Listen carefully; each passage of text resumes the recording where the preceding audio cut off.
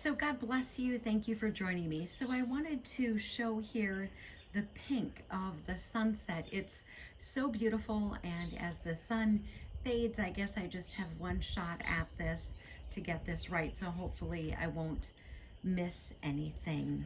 So God bless you. Thank you for joining me. So I'm going to start here with this passage in 1 Thessalonians 5 verse 22. Abstain from every form of evil.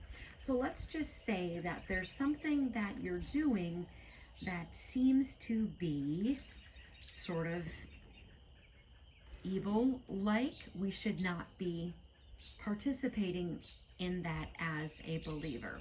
And if you are a believer and you have a fellow believer who professes to be a believer who is behaving in such a way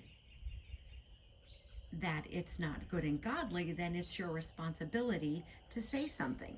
So here we have a passage, Galatians 6 verse 1, brethren, if a man is overtaken in any trespass, you who are spiritual, restore such a one in a spirit of gentleness, considering yourself, lest you also be tempted. So the reason for sharing those passages is that sometimes there are people who profess to be believers, and then their behavior is such that you have to question, are they a believer?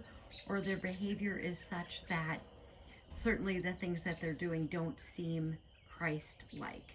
And that's the whole purpose of this video today. So I do appreciate your being here today. So there's been a couple of things, of course, that have been quite problematic for people of faith when you see actions and things that were stated by certain people, maybe somebody who has a spiritual advisor who's pretty famous, or other people who are in your corner who profess to be people of faith, but then are they questioning you? Are they coming to you?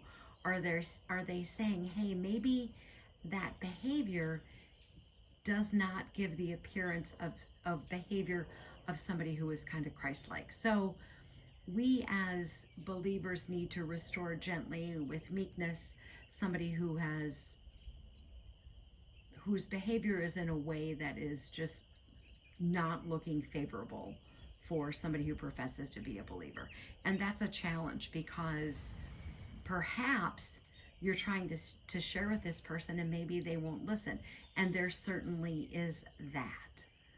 But what brings to mind here, I'm just gonna, like hypothetically, let's just say somebody who is sort of maybe like the leader of a country who's, maybe has a spiritual advisor. Is that spiritual advisor, is that person really calling out behavior? How do we know? Are they, aren't they? We don't really know, but we do see is behavior that doesn't give the appearance or is not something that a believer should be doing. So I'm kind of speaking very, very vaguely here, but you are all amazing people, and I know that you understand the message that I'm trying to convey. In our own personal lives, let's abstain from anything that doesn't appear to be good and godly. And then you may need to be corrected, or you may need to correct someone else who professes to be a believer. And that's what the scriptures say, to go to this person gently and let them know that this behavior is not the behavior of someone who professes to be a believer.